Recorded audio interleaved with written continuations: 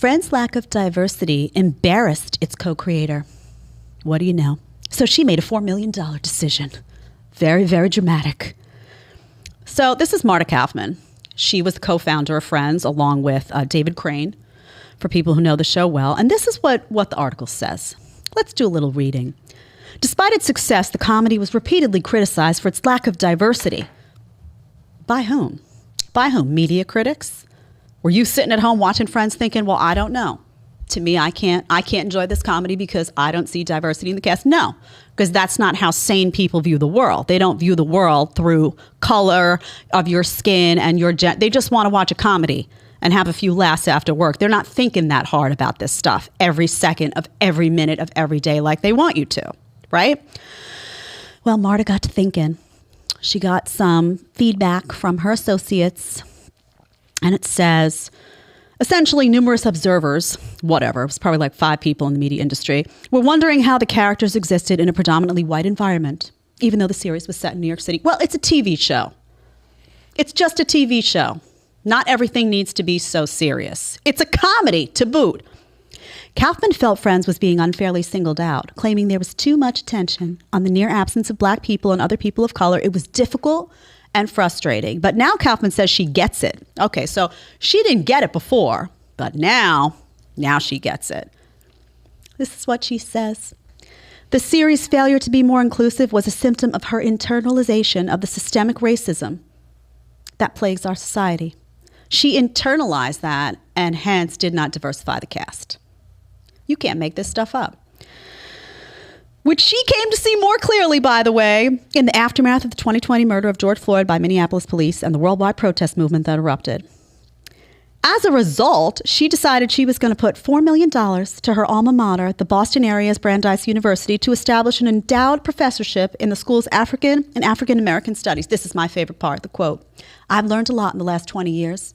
Admitting and accepting guilt is not easy. It's painful looking at yourself in the mirror. I mean, if there were vomit emojis that I could put all over the screen right now, that's what you'd see.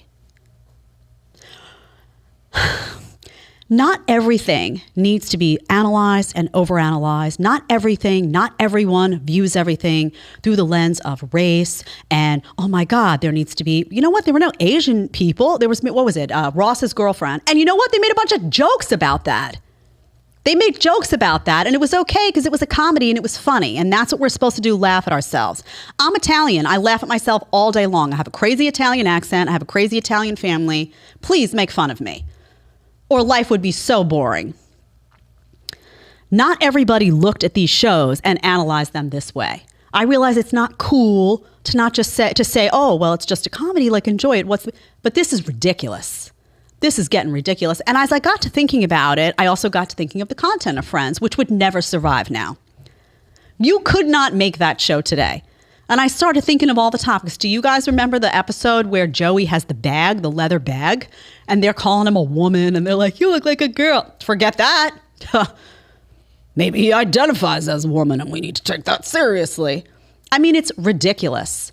How about Chandler's dad, who's the drag queen that they make fun of all the time? It's funny as all hell. Can't do that. I made a list of these too because it was like every time I turned around, there was another. Gay jokes? How many gay jokes do they make? It's funny. It's just comedy. It's not about, oh my God, my injured feelings. You're supposed to laugh at yourself. And then we talked about the episode with the toy the other day, where Ross wants his kid to play with the G.I. Joe, but he plays with the Barbie, Ben. I mean, it was almost like as I started, how about the male nanny? You guys remember that episode with the male nanny? And Ross doesn't want the male nanny because he's like, are you gay?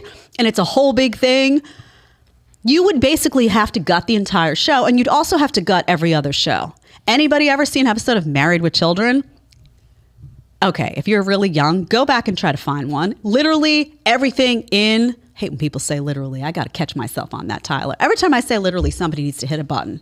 It's like a shock collar. Stop, Jed.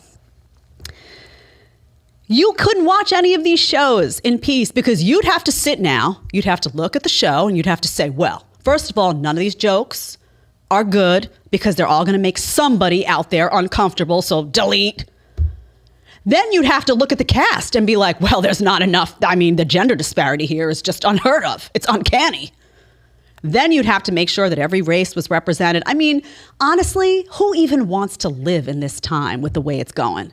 You wonder why I want to get in a DeLorean? Do you really have to think about it if you really look at society now and the total neurosis that's overtaking everything?